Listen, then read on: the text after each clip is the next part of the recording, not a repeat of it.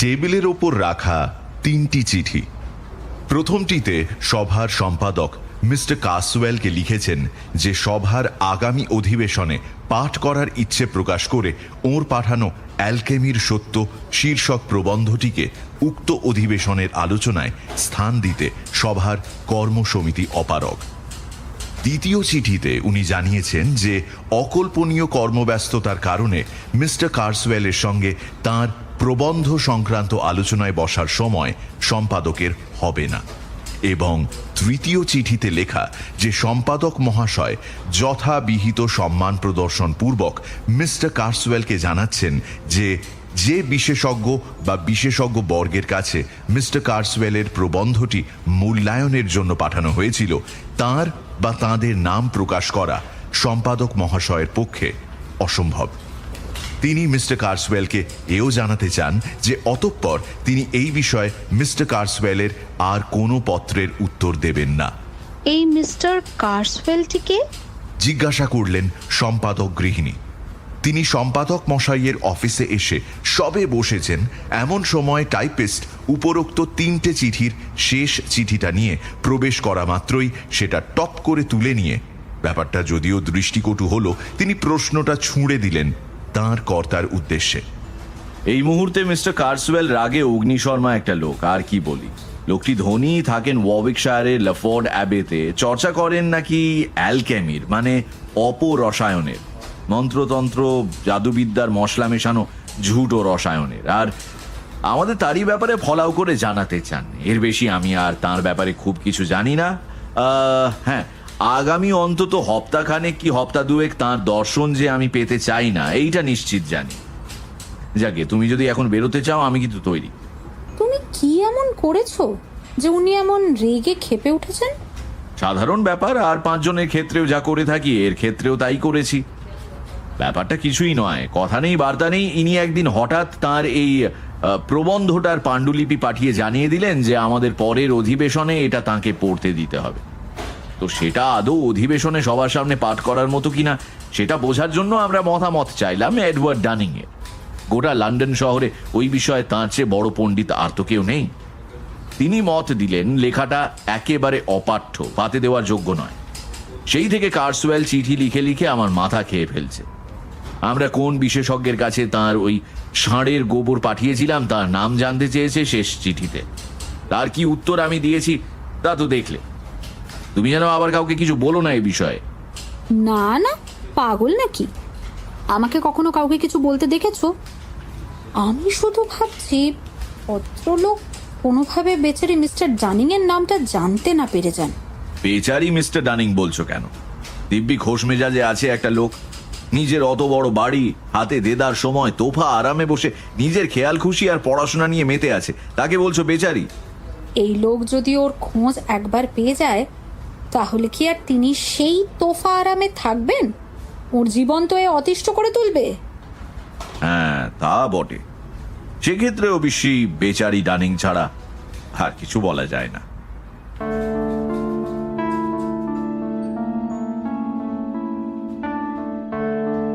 কর্তা গিন্নির আজ লাঞ্চের নিমন্ত্রণ। যে বন্ধুর বাড়িতে নিমন্ত্রণ তারা ওয়ারউইকশায়ারেরই লোক, তাই সম্পাদক গৃহিণী মনে মনে ঠিক করেই রেখেছিলেন যে এই বিচিত্র মিস্টার কাসওয়েলের ব্যাপারে তাদের জিজ্ঞাসা করবেন। তবে খুব কায়দা করে কথাটা পারতে হবে তা তিনি জানতেন, কিন্তু অত কায়দার পথে তাকে যেতেই হলো না। গল্প গুজব করতে করতে খানিকক্ষণ কেটেছে কি কাটেনি, গৃহকর্ত্রী তাঁর স্বামীকে বললেন, আজ সকালে লাফোর্ডের পাদ্রী মশাইকে দেখলাম। গৃহকর্তা শীষ দিয়ে উঠে বললেন, তাই নাকি? তা তিনি শহরে এসে ঘুরঘুর করছেন কি মতলবে? কে জানে। আমি গাড়িতে করে যাচ্ছিলাম, দেখলাম ব্রিটিশ মিউজিয়াম থেকে বেরোলেন। এই লাফোর্ডের পাদ্রিটি কে? আরে না না, কোনো সত্যিকারের পাদ্রির কথা হচ্ছে না। ইনি আমাদেরই একজন প্রতিবেশী।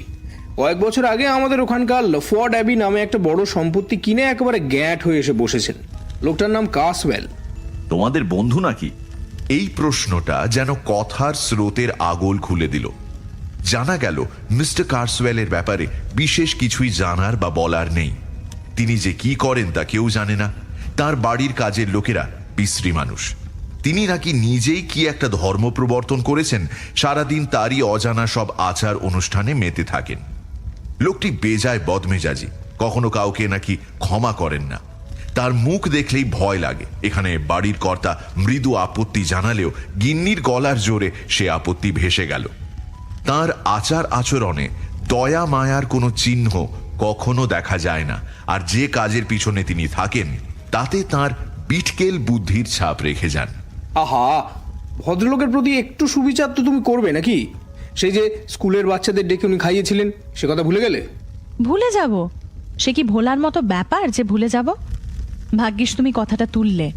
শোনো ফ্লোরেন্স, লোকটি যে কি বজ্জাত তা এই ঘটনাটা শুনলেই তুমি বুঝবে। লাফোর্ড অ্যাবি কিনে তাতে বসবাস শুরু করার পর প্রথম শীতে আমাদের মহানুভব প্রতিবেশী তার প্যারিসের পাদ্রীকে চিঠি লিখে জানালেন যে তার কাছে কিছু নতুন ধরনের ম্যাজিক লণ্ঠনের স্লাইড আছে। একদিন সেগুলো তিনি প্যারিস স্কুলের বাচ্চাদের ডেকে দেখাতে চান। পাদ্রী একটু অবাকই হয়ে গেলেন, কারণ এর আগে মিস্টার কার্সওয়েলের ব্যবহার থেকে কখনোই মনে হয়নি বাচ্চাদের তার খুব পছন্দ। বরং সবসময় তিনি গজগজ চেঁচামেচি করেছেন বাচ্চাদের নিয়ে। বাচ্চারা অনুমতি ছাড়া তার সম্পত্তির মধ্যে ঢুকছে, এইসব হ্যানা ত্যানা। যাই হোক, আমাদের বন্ধু পাদ্রী অবাক হলেও রাজি হলেন। একটা সন্ধ্যা ঠিক করা হলো। সেদিন গ্রামের ছেলেদের তদারক করতে তাদের সঙ্গে নিজেও গেলেন কার্সওয়েলের বাড়ি। পরে তিনি আমাদের বলেছিলেন যে ঈশ্বরকে তিনি ধন্যবাদ দেন যে সেই সন্ধ্যায় তার নিজের ছেলেমেয়েরা ওই বাড়িতে পা রাখেনি। তারা তখন অন্য একটা বাচ্চাদের পার্টিতে আমাদেরই বাড়িতে ছিল। কারণ মিস্টার কার্সওয়েল সেদিন ঠিক করেই রেখেছিলেন গ্রামের বেচারা বাচ্চাগুলোকে ভয় দেখিয়ে পাগল করে দেবেন। যথেষ্ট সময় আর সুযোগ পেলে তা করেও ফেলতেন নিশ্চয়ই। প্রথম দিকে ব্যাপারটা তো ভয়ের কিছু ছিল না।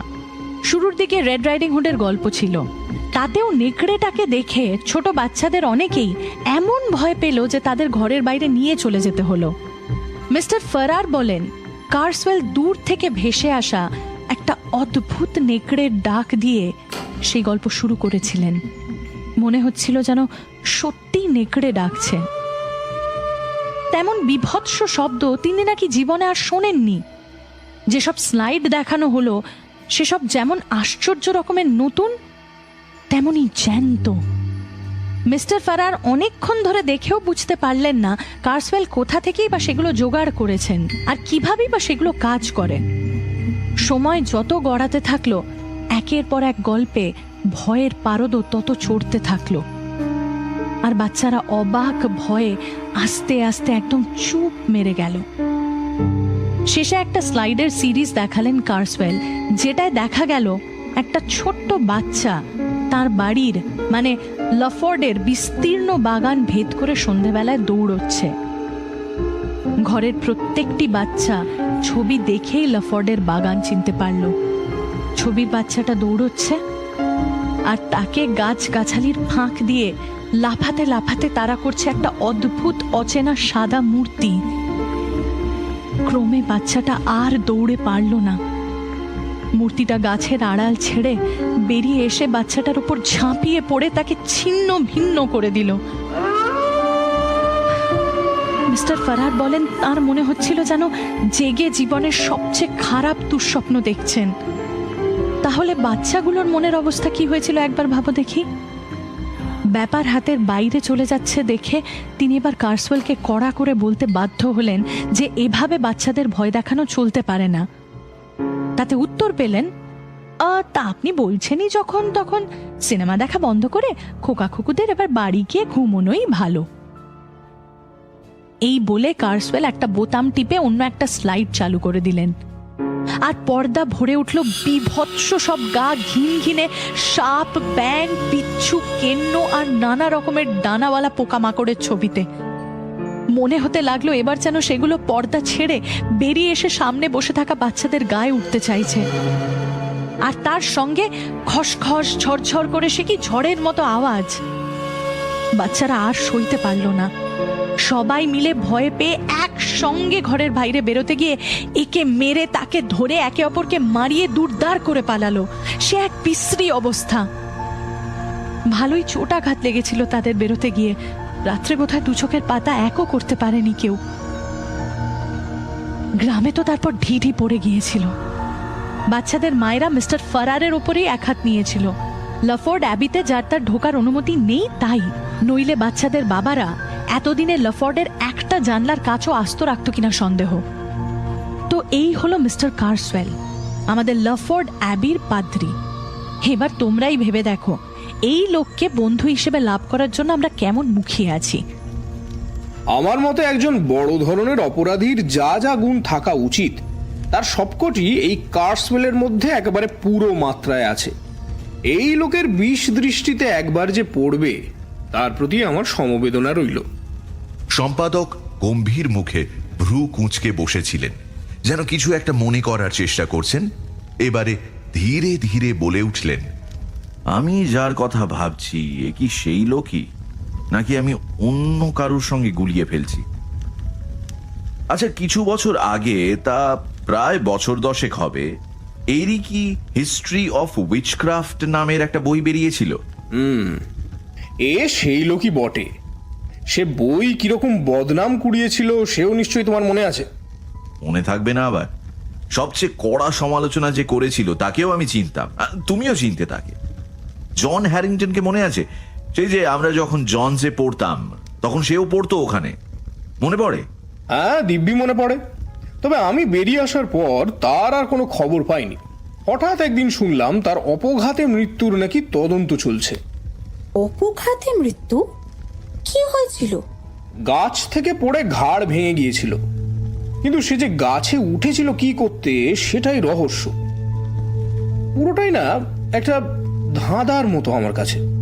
সে যে খুব দৌড়ঝাঁপ পছন্দ করতো এমনটা নয়, তাই না? হে, তার মধ্যে কোনো খামখেয়ালিপনাও কারণ নজরে পড়েনি কোনোদিন। এলাকার মান্যগণ্য ব্যক্তি সবাই ভালোবাসতো, শ্রদ্ধাও করত। সন্ধ্যা গাঢ় হবার পর গ্রামের রাস্তা ধরে হেঁটে বাড়ি ফিরছিল। ত্রিসীমানায় ওই ভব ঘুরে পাগল, মানে সন্দেহজনক কোনো লোকই ছিল না। হঠাৎ নাকি ছাতা টুপি ছুঁড়ে ফেলে দিয়ে পাগলের মতো দৌড়তে শুরু করে এবং শেষ পর্যন্ত হাতের সামনে ওই গাছে চড়ে বসে। আর সে গাছটাও চড়ার পক্ষে খুব যে সুবিধাজনক তা নয়। পথের ধারে ঝোপের মধ্যে থেকে ওঠা একটা টেরা বেঁকা গাছ, তারই একটা মরা ডাল ভেঙে একেবারে পপাত চ মমারো চ। পরের দিন সকালে লোকে দেখে সে ঘাড় মুটকে পড়ে আছে এবং সারা মুখে কল্পনার অতীত ভয়ের ছাপ। বোঝাই যাচ্ছিল যে কোনো কিছুর থেকে বেদম তাড়া খেয়েই অবস্থা। কেউ বলে হিংস্র কুকুর, আবার কারুর মতে কোনো চিড়িয়াখানা থেকে পালানো বুনো জন্তু তাড়া করেছিল, কিন্তু সেরম কোনো প্রমাণ কিন্তু পাওয়া যায়নি। কিসে যে তাড়া করেছিল তার রহস্যই রয়ে গেছে। এ হলো 89 সালের কথা। জনের ভাই হেনরি, তাকেও আমি চিনি, কিন্তু তুমি বোধহয় চিনবে না, সেও কেমব্রিজে ছিল। সেই তখন থেকে তার দাদার অপমৃত্যুর হদিশ করার একেবারে একনিষ্ঠ প্রচেষ্টা চালিয়ে যাচ্ছে। তার মতে এই ঘটনার পেছনে নির্ঘাত কোনো দুরম্বরই আছে, তবে আমার কিন্তু তা মনে হয় না। এই সোজা সাপটা ঘটনার পেছনে আবার কারো হাত যে কি থাকবে সেটাই তো আমার মাথায় আসে না। খানিকক্ষণ এ কথা সে কথার পর কথা আবার ঘুরে এলো সেই হিস্ট্রি অফ উইচক্রাফটে। বন্ধুবর জিজ্ঞাসা করলেন, তুমি নিজে বইটার পাতা উল্টে দেখেছো? তা দেখেছি, বই কি রীতিমতো পড়েই দেখেছি। লোকে যতটা খারাপ বলে বইটা কি সত্যি ততটা খারাপ? লেখার বাঁধন বা বইয়ের কাঠামোর দিক থেকে যদি বলতে হয় একদমই খাজা। কাজেই প্রাপ্য গালাগালি বইটা খেয়েছে, কিন্তু তার থেকেও বড় কথা হলো যে ওটা একটা আপাদমস্তক শয়তানি অশুভ বই। লোকটা ওতে যা যা লিখেছে নিজে তা বর্ণে বর্ণে বিশ্বাস করে, এবং আমার বিশ্বাস বইয়ে লেখা ওইসব অপবিত্র কার্যকলাপের অধিকাংশই ও নিজে হাতে কলমে করেছে। আমি শুধু হ্যারিংটনের সমালোচনাটাই পড়েছি, সেটাই মনে পড়ছে। সত্যি বলতে আমি যদি ওই বইয়ের লেখক হতাম তবে আমার সাহিত্য রচনার বাসনা চিরদিনের মতো ঘুচে যেত ওই সমালোচনা পড়ার পরে। কোনোদিনও মাথা উঁচু করে আর দাঁড়াতে পারতাম না। এর ক্ষেত্রে যে প্রতিক্রিয়া সেরকমটা একেবারেই হয়নি তা তো বেশ বুঝতে পারছি। ওহো, 3:30 বেজে গেল, এবার তো আমায় উঠতে হয় তাহলে। বাড়ি ফেরার পথে সম্পাদকের স্ত্রী বললেন, আমি কিন্তু মনে প্রাণে চাইছি লোকটা যেন কোনোভাবেই না জেনে ফেলে যে তার প্রবন্ধ ফিরিয়ে দেওয়ার পেছনে জানিংয়ের হাত আছে। তেমন সম্ভাবনা আছে বলে আমার মনে হয় না। ডানিং নিজে বলবে না নিয়মের গোপনীয়তার জন্য, আর আমরাও ঠিক একই কারণে ওর নাম প্রকাশ করব না। কার্সওয়েল নিজে এখনো নামটা জানে না, কারণ এই বিষয়ে ডানিং এর কোনো লেখা এখনো প্রকাশিত হয়নি। শুধুমাত্র একটাই রাস্তা আছে যাতে কার্সওয়েল নামটা জানতে পারে। ব্রিটিশ মিউজিয়ামে যারা এই সব অ্যালকেমি ইত্যাদির ওপর পাণ্ডুলিপি বইপত্র ঘাঁটাঘাঁটি করে পড়াশোনা করে, তাদের যদি সে জিজ্ঞাসা করে তবে এক ডানিং এর নাম তার সামনে আসতে পারে। তা আমি তো আর এই সব লোকেদের জনে জনে গিয়ে বলতে পারি না যে তারা যেন ঘুণাক্ষরেও ডানিং এর নাম না করে। তাহলেই বরং ডানিং এর নাম করে তারা কথা বলবে বেশি। আশা করি এই রাস্তাটা ধরার কথা কার্সওয়েলের মাথায় আসবে না। কিন্তু কার্সওয়েল ধুরন্ধর ব্যক্তি। এই গেল গল্পের ভূমিকা। ওই সপ্তাহেই দিন কয়েক পরে একদিন বেশ সন্ধে করে এডওয়ার্ড ডানিং তাঁর গবেষণার জায়গা অর্থাৎ ব্রিটিশ মিউজিয়াম থেকে ফিরছিলেন তাঁর শহরতলির বাড়িতে। সেখানে তিনি দুই প্রবীণা পরিচারিকার সযত্ন তত্ত্বাবধানে তোফা আরামে একাই থাকেন।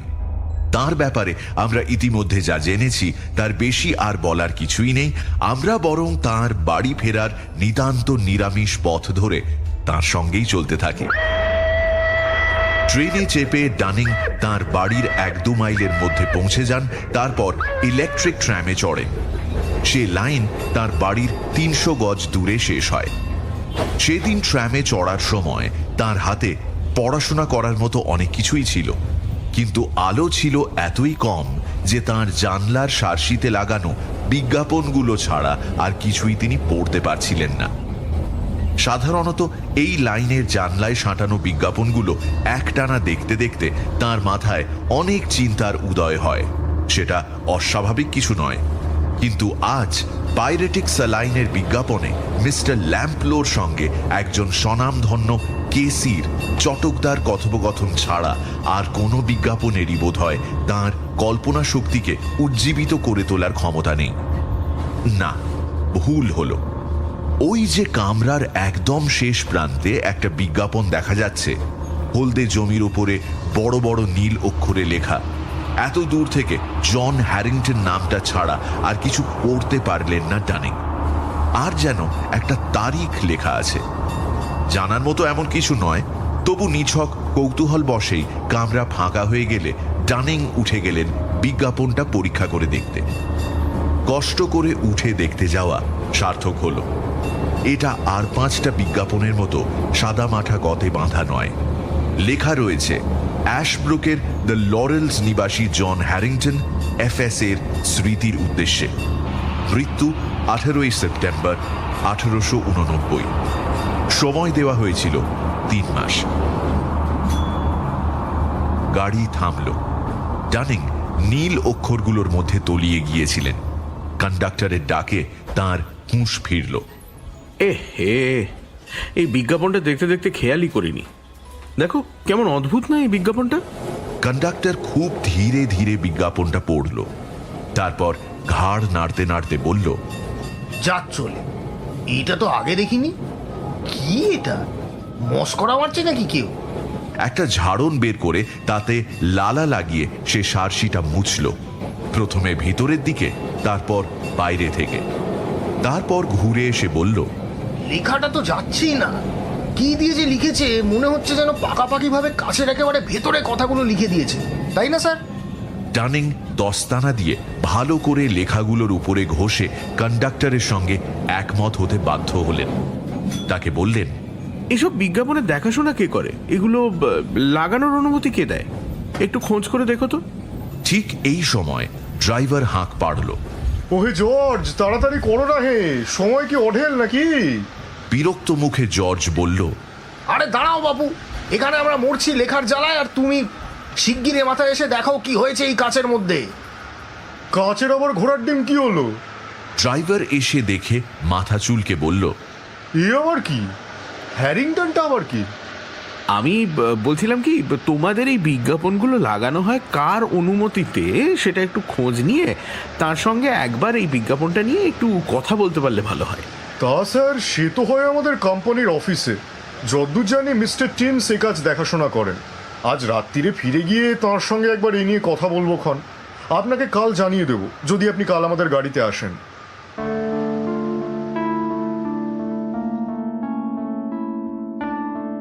সেদিন সন্ধ্যের ঘটনা এই। ডানিং তারপর খুঁজে পেতে বের করলেন যে অ্যাশব্রুক জায়গাটা ওয়ারউইকশায়ারে। পরের দিনও ডানিং শহরে গেলেন। গাড়ির কামরায় এমন থিকথিকে ভিড় যে তিনি কন্ডাক্টরের সঙ্গে কথাই বলতে পারলেন না। শুধু এটুকু বুঝলেন যে বিজ্ঞাপনটা আর নেই। কিন্তু ব্যাপার এখানেই শেষ হলো না। সূর্য ঢলে পড়ার সময় রহস্যময়তার মাত্রা এক পোঁচ বাড়ল। সেদিন ফেরার সময় তিনি ট্রামে এলেন না। বোধহয় ধরতে পারেননি, কিংবা হেঁটেই আসা মনস্থ করেছিলেন। সন্ধে যখন বেশ গাঢ় হয়েছে, ডানিং নিজের স্টাডিতে বসে কাজ করছেন। এক পরিচারিকা এসে খবর দিল যে ট্রাম কোম্পানি থেকে দুজন এসেছে কি যেন জরুরি ব্যাপারে তার সঙ্গে কথা বলতে। বিজ্ঞাপনের কথাটা ডানিং এর মাথা থেকে বেরিয়েই গিয়েছিল। তিনি তাদেরকে ভেতরে ডাকলেন।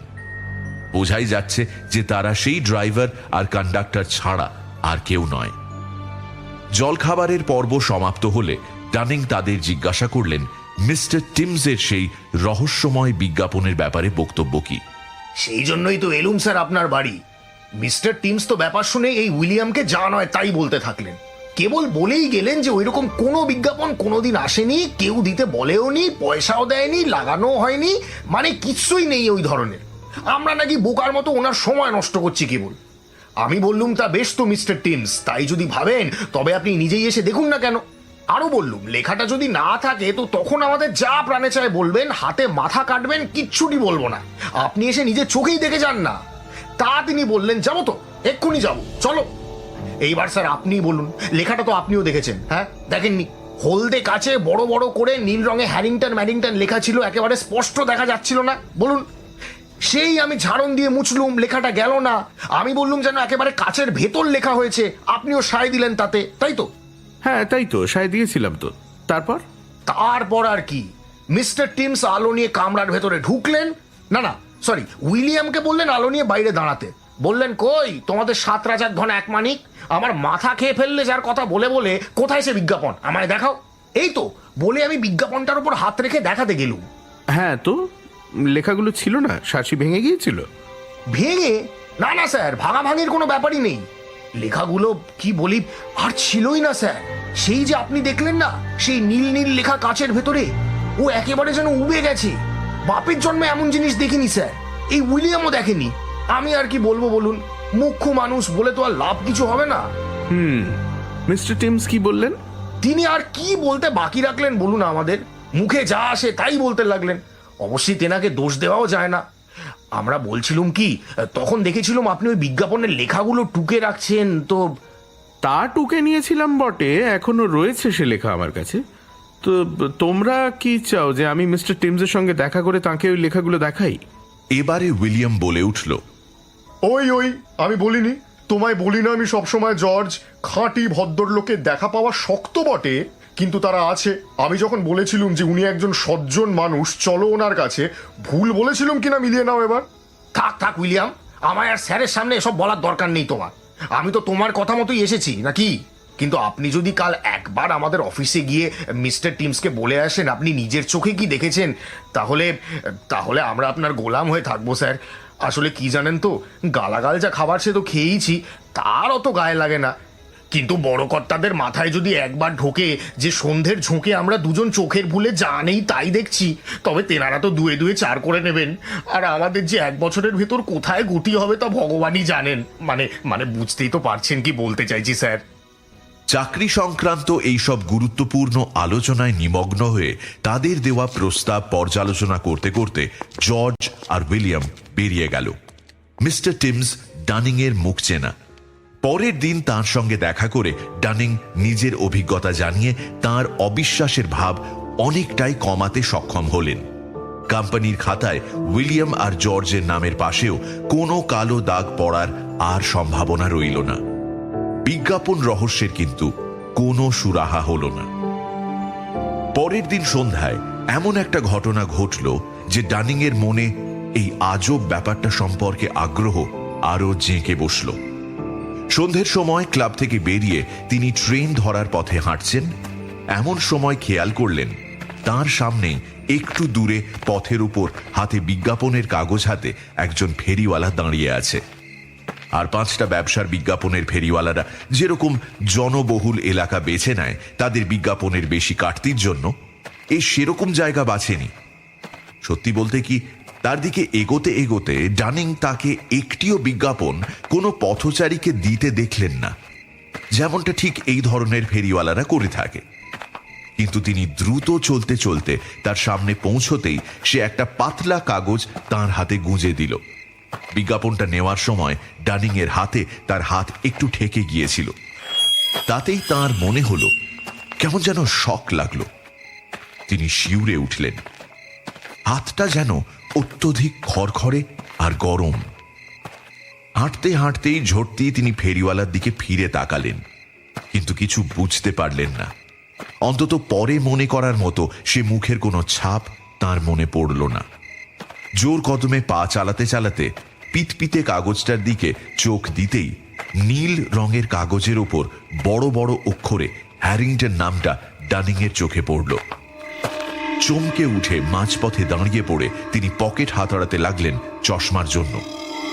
ঠিক পর মুহূর্তেই পাশ দিয়ে একজন হন্তদন্ত হয়ে চলা লোকের ধাক্কায় কাগজটা তার হাত থেকে পড়ে গেল। ডানিং অনেক খুঁজেও আর সেটা দেখতে পেলেন না। দৌড়ে কয়েক পা পিছিয়ে গেলেন তিনি, কিন্তু কোথায় সেই পথচারী আর কোথায় বা সেই ফেরিওয়ালা?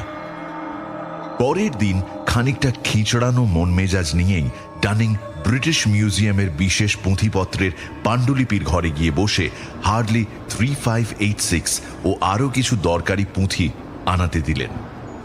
কিছুক্ষণ পরে সেগুলো এলে তিনি বাছাই করে যেটা সবার আগে লাগবে সেটা সামনে রেখে খুলে বসেছেন। এমন সময় তার মনে হলো যেন পিছনে কেউ ফিসফিস করে তার নাম ধরে ডাকল। চকিতে ফিরে তাকাতে গেলেন ডানিং, আর তাড়াহুড়োয় হাত লেগে তাঁর কাগজপত্রে ভর্তি পোর্টফোলিও মেঝেতে পড়ে গেল। পিছন ফিরে কিন্তু তিনি চেনা কাউকে দেখতে পেলেন না। শুধু ঘরের দায়িত্বে থাকা সংগ্রহশালার কর্মচারী তাকে দেখে স্মিত মুখে মাথা নাড়ল। ডানিং নিচু হয়ে এলোমেলো হয়ে ছড়িয়ে থাকা কাগজপত্র তুলতে থাকলেন। সব কাগজ জড়ো করে নিজের কাজে মন দিতে যাবেন, ঠিক তখন পিছনের এক টেবিল থেকে এক শক্তপোক্ত চেহারার ভদ্রলোক, তিনি নিজের কাজ শেষ করে তাঁর সব সরঞ্জাম গুছিয়ে তুলে উঠেই পড়েছিলেন, তিনি এসে ডানিং এর কাঁধে আলতো হাত রেখে বললেন, মাফ করবেন, এটা বোধহয় আপনার। বলে একটা চৌকো কাগজ বাড়িয়ে ধরলেন। হ্যাঁ হ্যাঁ, আমারই বটে, ধন্যবাদ। পর মুহূর্তে ভদ্রলোক ঘর ছেড়ে বেরিয়ে গেলেন। সেদিন বিকেলে কাজ শেষ হওয়ার পর ডানিং ঘরে থাকা কর্মচারীটির সঙ্গে কথা বলতে বলতে তাকে সকালের লম্বা চওড়া ভদ্রলোকের কথা জিজ্ঞেস করলেন। কে উনি? ওনার নাম মিস্টার কার্সওয়েল। এই তো গত সপ্তাহে উনি জিজ্ঞাসা করছিলেন অ্যালকেমির ওপর বিশেষজ্ঞ কে কে আছেন। তা আমি আপনার নাম করে বললাম যে সারা দেশে এক আপনিই আছেন। উনি নিশ্চয়ই আপনার সঙ্গে আলাপ করে খুব খুশি হবেন। দেখি একদিন ওকে ধরবো। না না না না না, ওটা করবেন না, আমি ওকে এড়াতে পারলে বাঁচি। ও তাই বুঝি। তা উনি এখানে কমই আসেন, আপনার সঙ্গে হঠাৎ করে দেখা হয়ে যাওয়ার সম্ভাবনা কমই। সেদিন বাড়ি ফেরার পথে ডানিং এর বারবার মনে হতে থাকলো, কেন কে জানে আজকে যেন অন্যান্য দিনের মতো মৌজ করে সন্ধেটা একলা কাটানোর ইচ্ছেটা তার হঠাৎ উবে গেছে। অত্যন্ত অস্বস্তিকর অথচ অনির্দেশ্য কি যেন একটা ধরা ছোঁয়ার বাইরে অবর্ণনীয় কিছু একটা যেন তার আর বাকি জগতের মধ্যে পাঁচিল তুলে দাঁড়াচ্ছে, তাকে আস্তে আস্তে গ্রাস করছে। ট্রেনে এবং ট্র্যামে তিনি আজ লোকজনের যত কাছে পারা যায় ঘেঁষে থাকতে চাইলেন, কিন্তু বিধি বাম, আজকে দুই যানবাহনই প্রায় ফাঁকা বললেই চলে। কন্ডাক্টর জর্জ যেন চিন্তান্বিত, বারবার যাত্রীদের সংখ্যা গুনে চলেছে, যেন কি এক গভীর হিসেব মেলাতে পারছে না।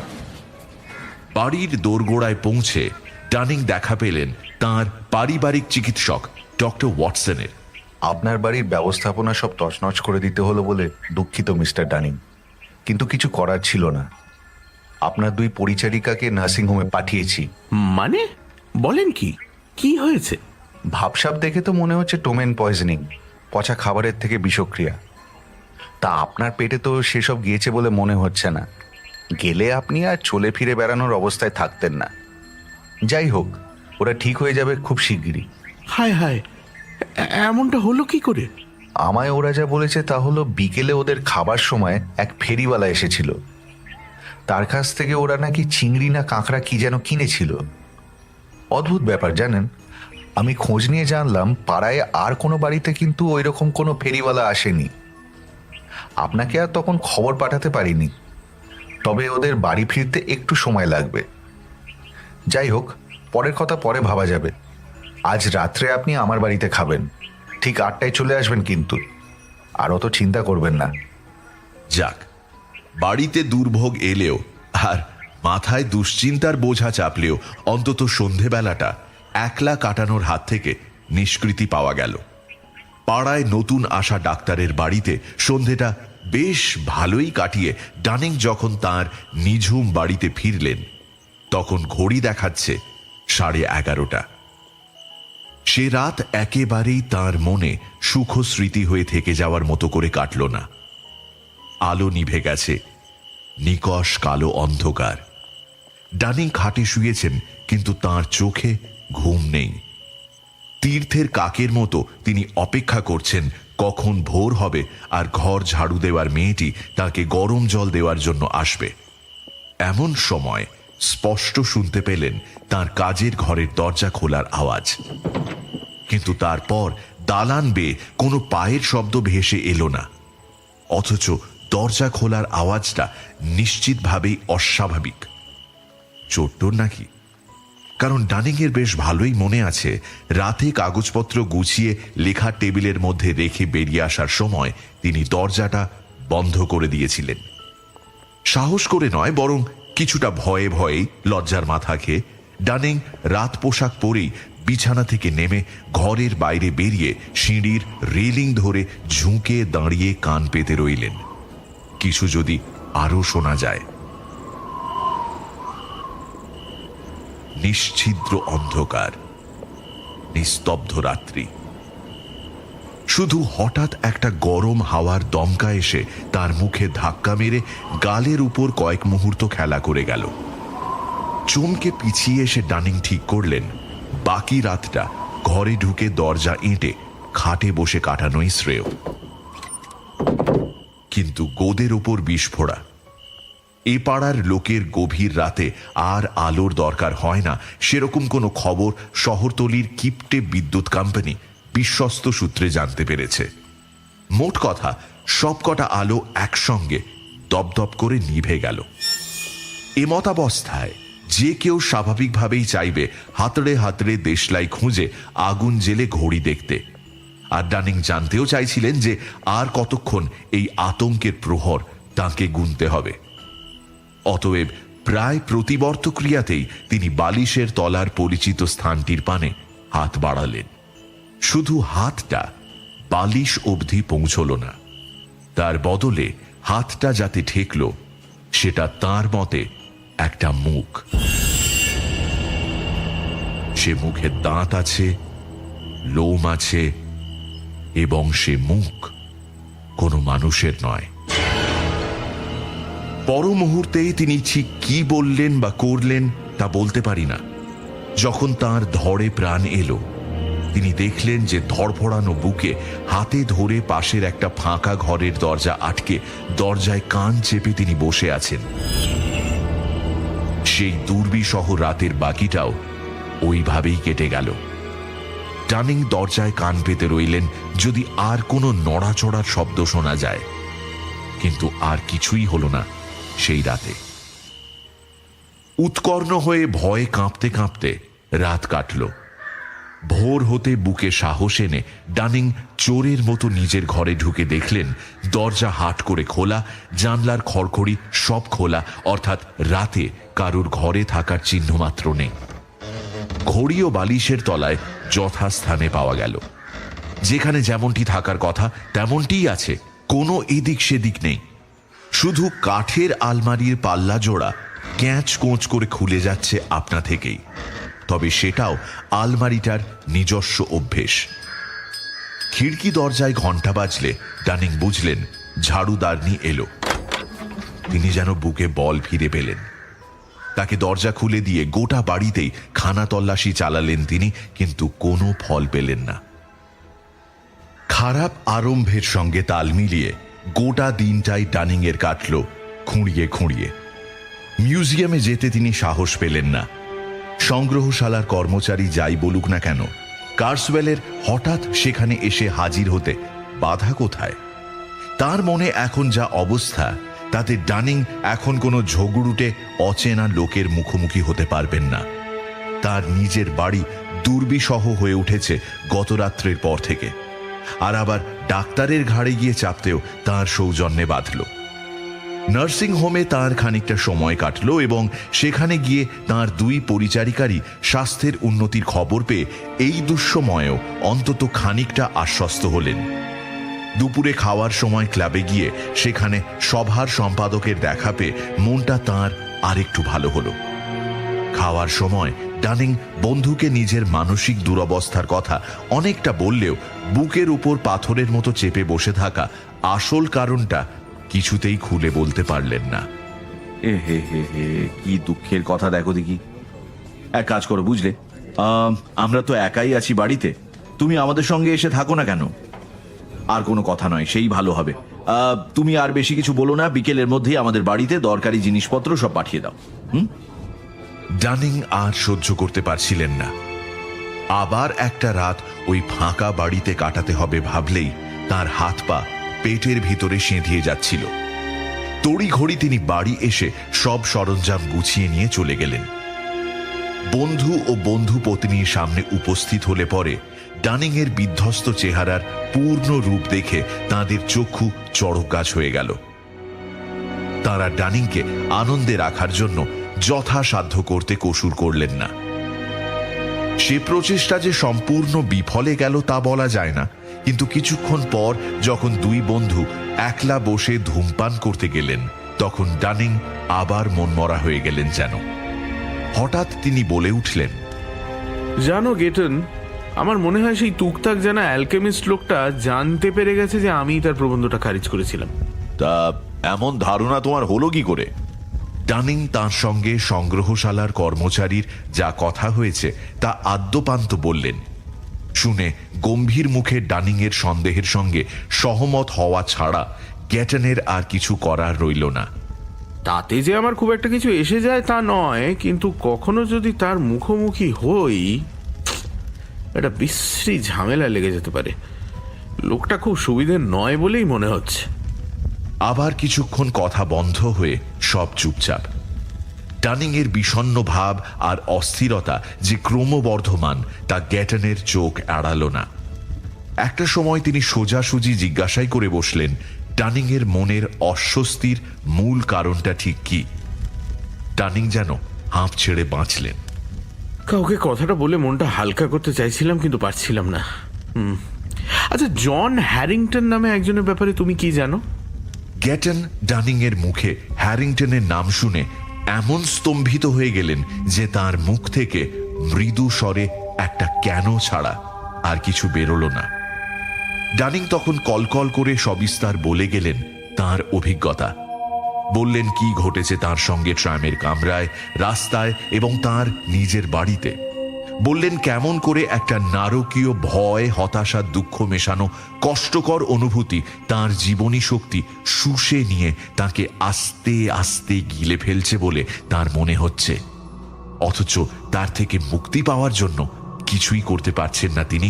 এবং সবার শেষে আবার ঘুরে এলেন সেই প্রশ্নে যা তার মুখের আগল খুলে দিয়েছিল। গ্যাটন কি বলবেন বুঝে উঠতে পারলেন না। হ্যারিংটনের মৃত্যুর ঘটনা খুলে বলাই হয়তো এক্ষেত্রে উচিত, কিন্তু ডানিং এর মনের অবস্থা এই মুহূর্তে ভঙ্গুর, আর হ্যারিংটনের ঘটনাও এমন কিছু সুখশ্রাব্য আনন্দের গল্প নয়। তাছাড়া তার নিজের মনেও একটা প্রশ্ন ঘুরপাক খাচ্ছিল, এই দুটো আপাত বিচ্ছিন্ন ঘটনার যোগসূত্র কি কার্সওয়েলের মধ্যে লুকোনো রয়েছে? সম্মোহনের প্রভাব বলে বিজ্ঞানসম্মতভাবে গোটা ব্যাপারটাকে ব্যাখ্যা করতে চাইলেও যেন নিজের মনই বলে উঠছে যে কোথাও একটা গলদ রয়ে গেছে। অনেক ভেবেচিন্তে গ্যাটন স্থির করলেন যে আজ রাত্রে স্ত্রীর সঙ্গে এ ব্যাপারে পরামর্শ করবেন। ততক্ষণ পর্যন্ত সত্যিটা ঢাকা থাকলে ক্ষতি নেই। হ্যারিংটন আর তার লেখাপত্র সম্পর্কে দু একটা মামুলি কথা ডানিংকে জানিয়ে তিনি এটুকুই বললেন যে তাকে তিনি কেমব্রিজে চিনতেন। 1889 সালে হঠাৎই সে মারা যায়। রাত্রে মিসেস গ্যাটনকে সমস্ত কথা খুলে বলে এখন কি করণীয় তার পরামর্শ চাইতেই তিনি সোজা যে রাস্তাটা দেখিয়ে দিলেন সেটা এতক্ষণ সম্পাদক মশাইয়ের চোখের সামনেই খোলা পড়ে থাকা সত্ত্বেও তিনি দেখতে পাননি।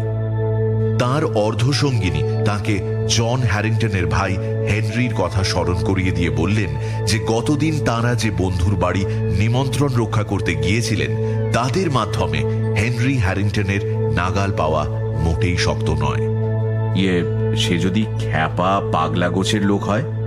সে কথাও বেনেটরাই ভালো বলতে পারবে। স্থির হলো পরের দিনই মিসেস গ্যাটন এ ব্যাপারে কথা বলতে বেনেটদের বাড়ি যাবেন। কিভাবে কোন পরিস্থিতিতে হেনরি হ্যারিংটন আর এডওয়ার্ড ডানিং এর দেখা হলো তার বিশদ বিবরণ জেনে আমাদের লাভ নেই, বরং প্রথম সাক্ষাতে তাদের দুজনের কি কথা হলো সেটা জানাতেই আমাদের আগ্রহ বেশি। আলাপ পরিচয় হওয়ার পর ডানিং হেনরি হ্যারিংটনকে জানালেন কি অদ্ভুতভাবে জন হ্যারিংটনের নামের সঙ্গে তার পরিচয় ঘটেছে। পাশাপাশি তার নিজের ভয়ঙ্কর অভিজ্ঞতার কথাও বললেন। তারপর তিনি হ্যারিংটনকে জিজ্ঞাসা করলেন যে বিবরণ তিনি এতক্ষণ শোনালেন তার বিনিময়ে হ্যারিংটন তার দাদার মৃত্যু সংক্রান্ত কোনো বিশেষ কথা স্মরণ করে তাকে বলতে পারেন কিনা। সমস্ত ঘটনা শুনে হ্যারিংটন থ হয়ে গিয়েছিলেন বটে, কিন্তু তার উত্তর আসতেও দেরি হলো না। হেনরি বললেন দুর্ঘটনাটা ঘটার আগে বেশ কিছুদিন ধরে যে জন খুব বিচলিত ছিল তা তিনি বুঝতে পেরেছিলেন, তবে সে উদ্বিগ্ন ভাবটা একটানা ছিল না, মৃত্যুর ঠিক আগেও নয়। তার প্রধান উদ্বেগ ছিল এই যে কেউ যেন সব সময় তার পিছু পিছু ঘুরছে। সে কল্পনাপ্রবণ ছিল বটে, কিন্তু এরকম প্রায় পাগলামির নামান্তর বিদঘুটে কল্পনার শিকার সে আগে কোনোদিন হয়েছে বলে হ্যারিংটনের মনে পড়ে না।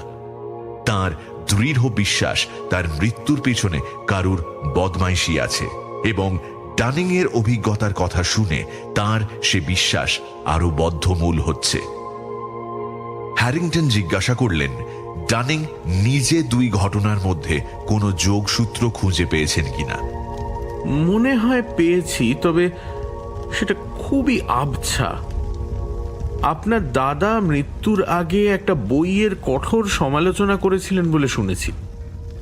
ঘটনাচক্রে সম্প্রতি আমিও সেই বইয়ের লেখকের বিরাগভাজন হয়েছি। সে লোকের নাম নিশ্চয়ই কার্সওয়েল। মোক্ষম ধরেছে। এবার আর কোনো সন্দেহ রইল না আমার মনে। আপনাকে তবে খুলেই বলি, দাদার একটা কথা থেকে আমার নিশ্চিত ধারণা হয়েছিল যে তিনি বিশ্বাস করতে শুরু করেছিলেন তার সব সমস্যার মূলে আছে ওই কার্সওয়েল, যদিও তার নিজের কাছেও ব্যাপারটা ছিল আপাতভাবে অবিশ্বাস্য। যেসব কথা আপনাকে বলতে চলেছি আমার মনে হয় তার সঙ্গে দাদার এবং আপনার পরিস্থিতির গভীর সম্বন্ধ আছে। দাদা ছিলেন গান বাজনা পাগল মানুষ। শহরে কোনো কনসার্ট, জলসা, মেহফিলের খবর পেলেই ছুটে যেতেন সেখানে। মৃত্যুর মাস তিনেক আগে সেরকমই একটা কনসার্ট থেকে ফিরে এসে আমার হাতে অনুষ্ঠান সূচিটা দিয়ে দাদা বলেছিলেন, আজ তো এটা হারিয়ে কি বিপদেই পড়তে চলেছিলাম। আমারটা কখন কোথায় পড়ে গিয়েছিল কে জানে। পকেট হাতড়াচ্ছি, সিটের তলায় খুঁজে দেখছি, এমন সময় আমার পাশের সিটের ভদ্রলোক ওর কাগজটা দিয়ে বললেন আমি রেখে দিতে পারি, ওর আর দরকার পড়বে না। বলেই ভদ্রলোক চলে গেলেন। ভদ্রলোককে চিনিও না, জানিও না, লম্বা চওড়া চেহারা, পরিষ্কার করে কামানো মুখ। এটা হারিয়ে যদি একটা অনুষ্ঠান দেখতে না পেতাম কি হতো বলো দেখি। হ্যাঁ, গ্যাটের করি খরচা করে আরেকটা অনুষ্ঠান সূচি কিনে নেওয়াই যেত, কিন্তু এতে করে দেখো পয়সাও খরচা হলো না, আবার দরকারি কাগজটাও পেয়ে গেলাম। পরে অন্য এক সময় দাদা আমাকে বলেছিলেন যে কনসার্টের শেষে হোটেলে ফেরার পথে এবং সেদিন সারা রাত ধরেই তিনি প্রচণ্ড অস্বস্তির মধ্যে দিয়ে গিয়েছিলেন। আমি অনেক পরে এইসব টুকরো টুকরো ঘটনাগুলো জোড়া লাগাতে আরম্ভ করি।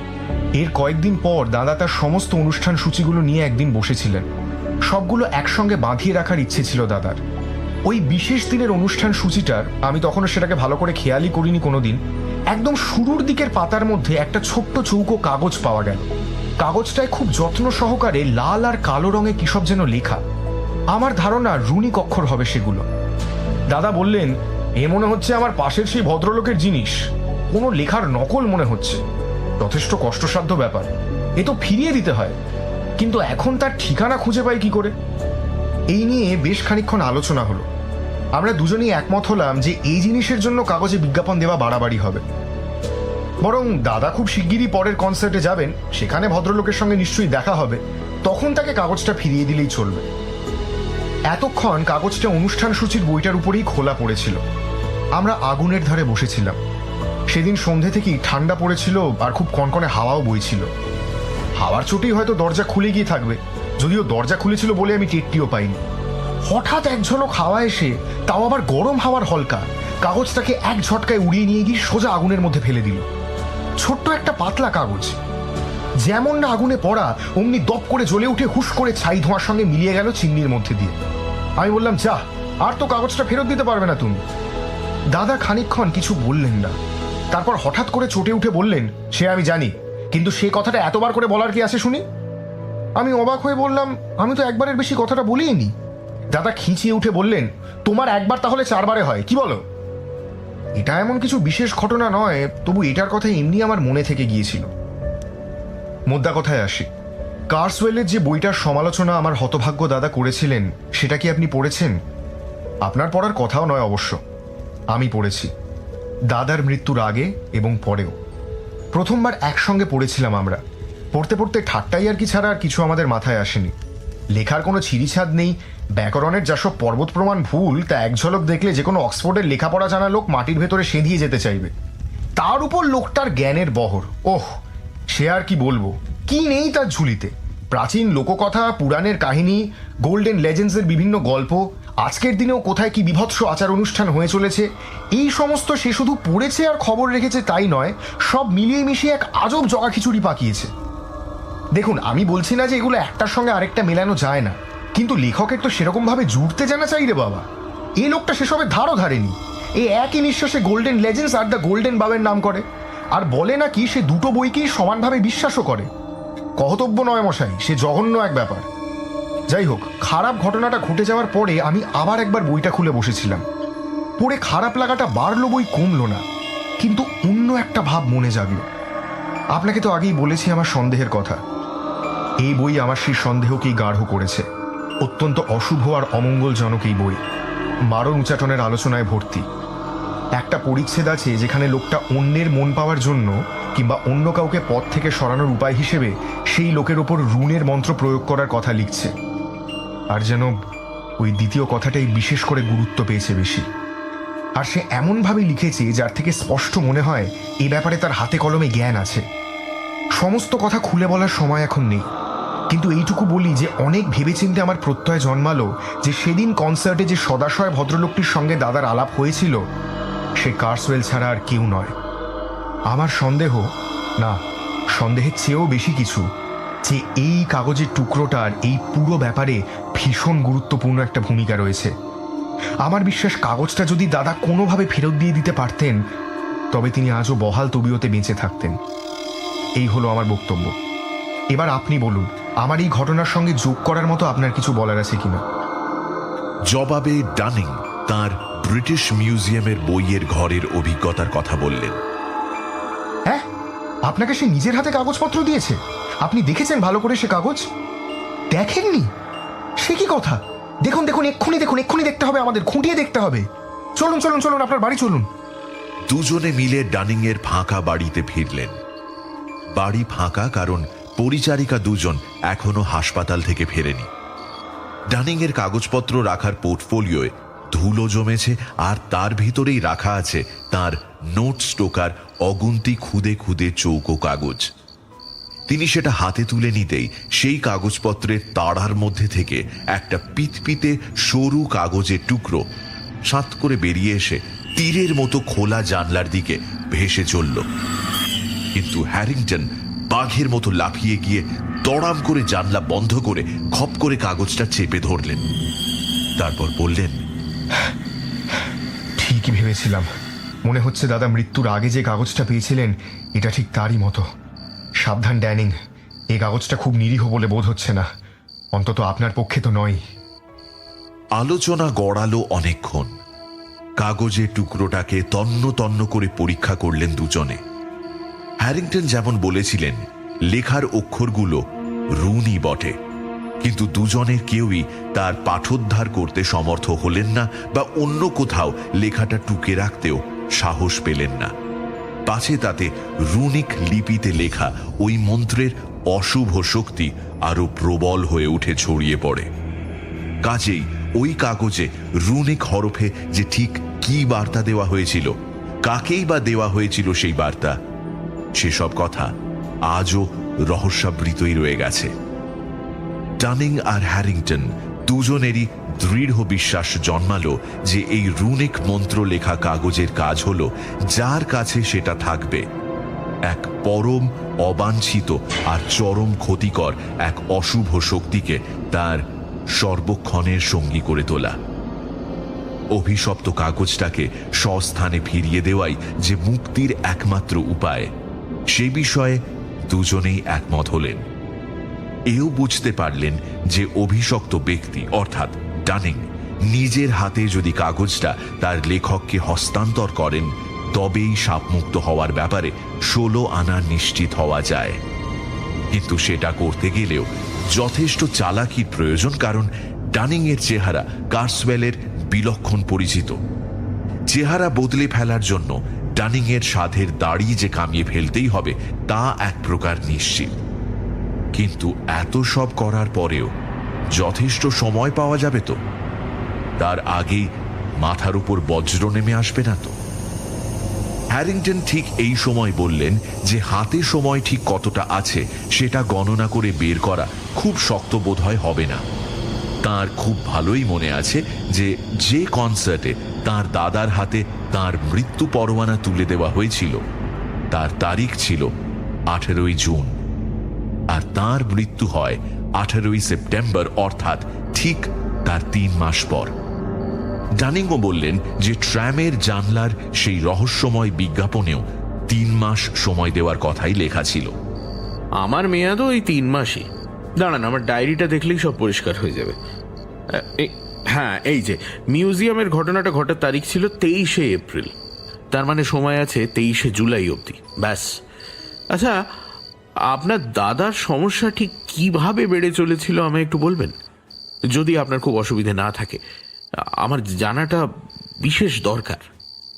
হ্যাঁ, তা দাদা সবচেয়ে বেশি ভয় পেতেন যখন একলা থাকতেন। বলতেন কেউ যেন ওর ওপর সবসময় নজরদারি করছে। এক সময় তো এমন হলো যে আমি বাধ্য হয়ে ওর ঘরে রাতে শোয়া আরম্ভ করলাম, তবে দাদার ভয় কিছুটা কমলো। তাও তখনও ঘুমের মধ্যে কিসব বিড়বিড় করে বকতেন। হ্যাঁ, তা দিয়ে লাভ আর কি আছে বলুন? যাই হোক, এইটুকু আপনাকে বলতে পারি যে শেষ দিকের কয়েক সপ্তাহের মধ্যে দাদার নামে 2টো জিনিস এসেছিল। দুটোতেই লন্ডনের কোনো এলাকার ডাকের ছাপ আর ঠিকানার হাতের লেখা কৃত্রিম, যেমন কোনো দোকানের বা কোম্পানির চিঠিপত্রে থাকে আর কি। প্রথম জিনিসটা হলো পাতা থেকে টেনে ছেঁড়া বিউইকের একটা উডকাট, একটা কাঠখোদাই ছাপা ছবি। ছবিটা ছিল একজন লোক চাঁদনি রাতে একলা রাস্তা ধরে হাঁটছে, আর তার পিছু নিয়েছে বিভৎস এক দানবিক মূর্তি। ছবির তলায় কবিতার কয়েকটা লাইন ছিল।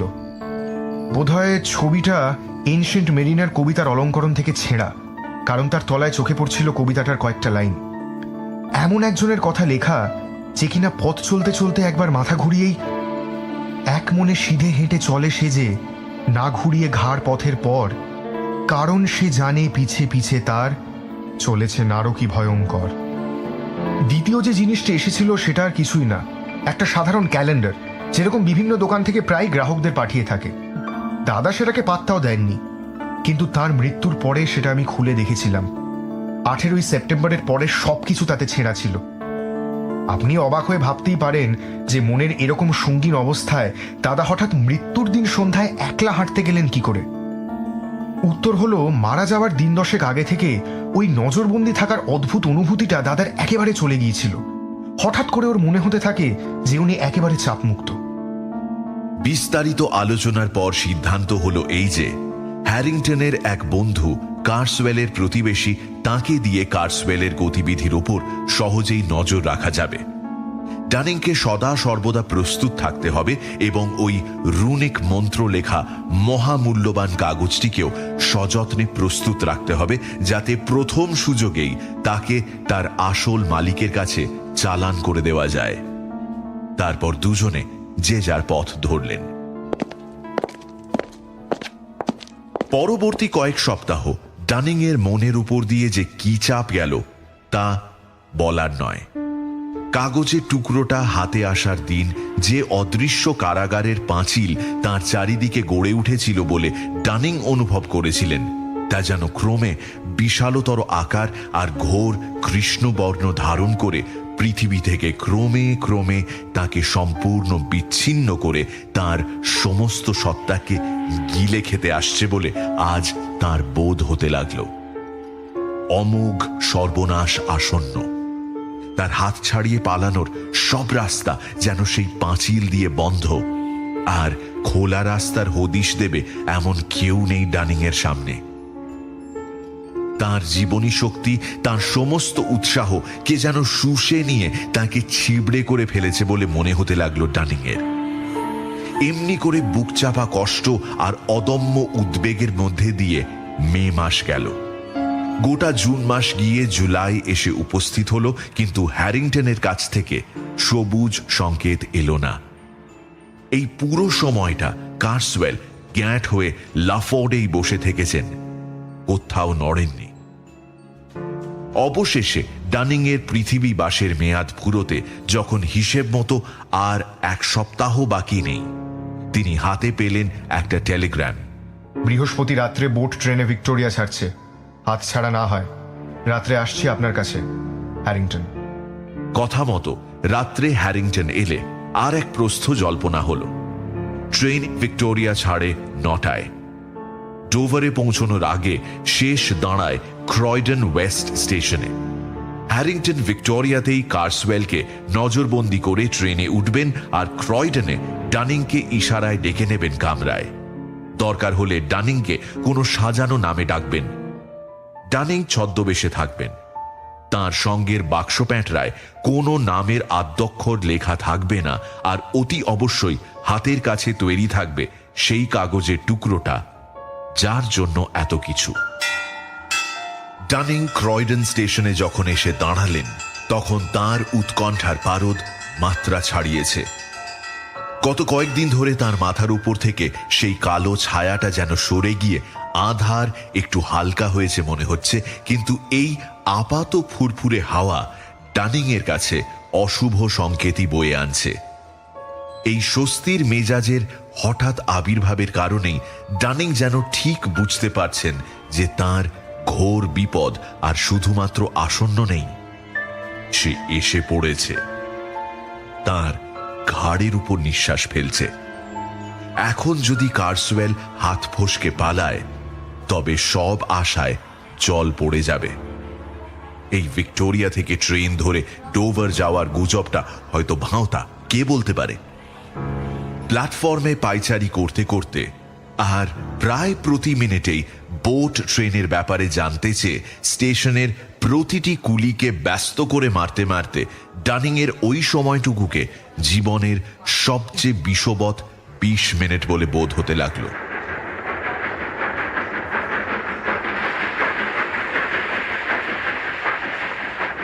অবশেষে যথাসময়ে ট্রেন প্ল্যাটফর্মে এলো।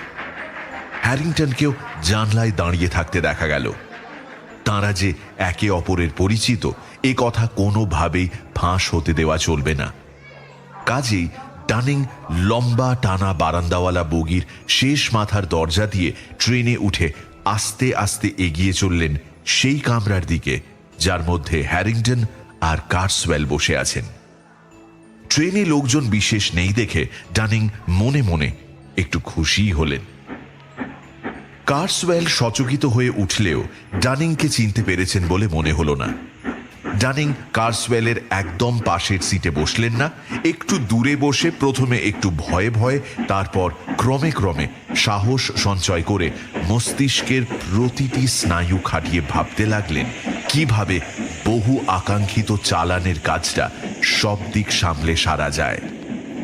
কার্সওয়েলের ঠিক উল্টো দিকে অর্থাৎ ডানিং এর পাশেই স্তূপাকার হয়ে পড়ে আছে কার্সওয়েলের কোট, জামা, জোব্বা, কিন্তু তার কোনো একটা পকেটে কাগজটা ঢুকিয়ে দিলেও কোনো লাভ হবে না, অন্তত যতক্ষণ না ডানিং নিজের হাতে করে অভিশপ্ত বস্তুটি দিচ্ছেন এবং কার্সওয়েল নিজের হাতে সেটি গ্রহণ করছেন, ততক্ষণ পর্যন্ত ডানিং কাজের সাফল্য নিয়ে কোনো মতেই নিশ্চিত হতে পারবেন না। কার্সওয়েলের একটা কাগজপত্র ভর্তি হাত ব্যাগ অবশ্যই হাতের কাছেই খোলা অবস্থায় পড়ে আছে। আচ্ছা, ওটার মধ্যে কাগজটা কোনো প্রকারে ঢুকিয়ে দিতে পারলে কেমন হয়? প্রথমে ব্যাগটা লুকিয়ে ফেলা হলো। কার্সওয়েল যেন ব্যাগটা ফেলে বেরিয়ে গেলেন। তারপর ডানিং কার্সওয়েলকে ডেকে কাগজ সমেত ব্যাগটা আবার তাঁর হাতে ধরিয়ে দিলেন। এই বুদ্ধিটা কি মন্দ? হ্যাঁ, এই মতলবটাই খাসা মনে ধরছে। এ যেন সুবর্ণ সুযোগ নিজে থেকে তৈরি হয়ে বসে আছে ডানিং এর হাত লাগানোর অপেক্ষায়। ইস, যদি একবার হ্যারিংটনের সঙ্গে পরামর্শ করা যেত, কিন্তু সে তো আর হওয়ার নয়। মিনিটের পর মিনিট কাটতে থাকলো। এর মধ্যে কার্সওয়েল বেশ কয়েকবার উঠে খানিকক্ষণের জন্য বাইরেও গিয়েছেন। দ্বিতীয়বার তিনি দরজা খুলে বাইরে বেরোনোর সঙ্গে সঙ্গেই ডানিং ব্যাগটার উপর ঝাঁপিয়ে পড়ে সেটা মাটিতে ফেলে দিতে যাচ্ছিলেন, কিন্তু ঠিক এই সময় হ্যারিংটনের চোখের দিকে নজর পড়তেই থমকে গিয়ে নিজেকে নিরস্ত করলেন।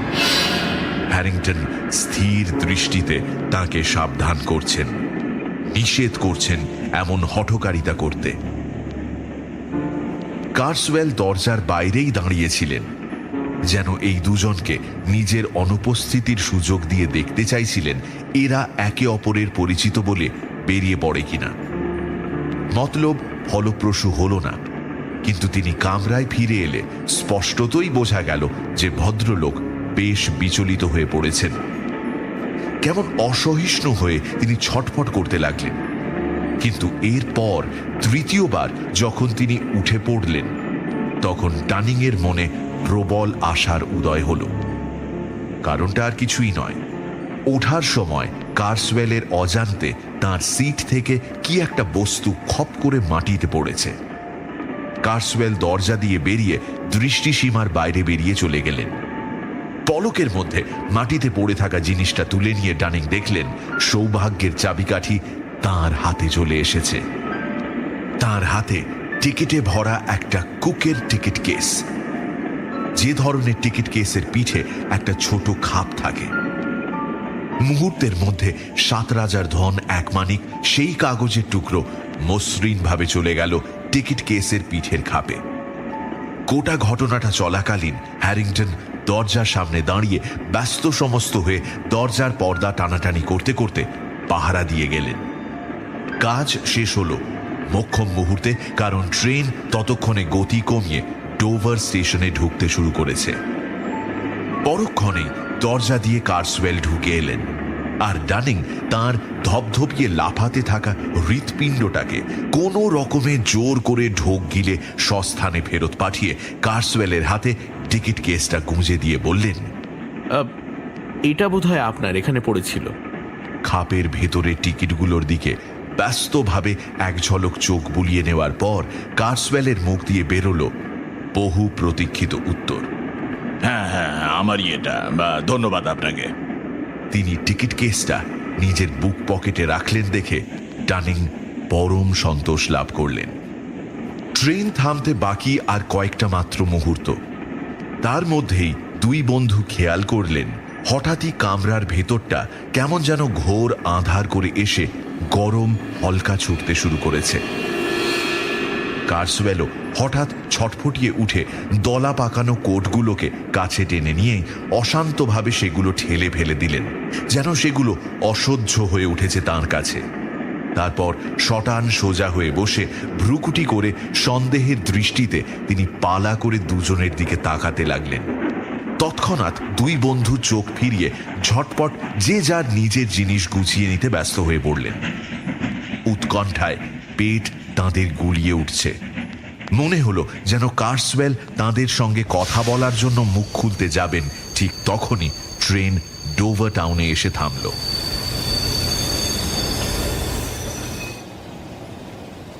টাউন আর জাহাজ ঘাটার মাঝের জায়গাটা অপরিসর, আর তাই তাদের দুজনকেই নামার জন্য কামরার বাইরে এসে দাঁড়াতে হলো তাড়াতাড়ি। ট্রেনের যাত্রী এতই কম যে জাহাজ ঘাটায় নামার পরেও হ্যারিংটন আর ডানিংকে খানিকক্ষণ দাঁড়িয়ে যেতে হলো, যাতে কার্সওয়েল কুলির মাথায় মালপত্র চাপিয়ে নির্বিঘ্নে প্ল্যাটফর্ম থেকে বেরিয়ে জাহাজে ওঠার সাঁকোর দিকে চলে যেতে পারেন। কার্সওয়েল দৃষ্টির আড়াল হতেই হ্যারিংটন প্রাণের আনন্দে ডানিংয়ের হাত চেপে ধরে ফিসফিস করে অভিনন্দন জানালেন। ফল হলো এই যে স্নায়ুর চাপে পিষ্ট হতে থাকা ডানিং হাঁটু কাঁপতে কাঁপতে প্রায় অজ্ঞানী হয়ে গেলেন। হ্যারিংটন কোনো মতে তাঁকে দেয়ালে ঠেসান দিয়ে দাঁড় করিয়ে দুপা এগিয়ে গেলেন জাহাজে ওঠার সাঁকোর দিকে, কারণ ততক্ষণে কার্সওয়েল তাঁর মালপত্র সমেত সেখানেই গিয়ে পৌঁছেছেন।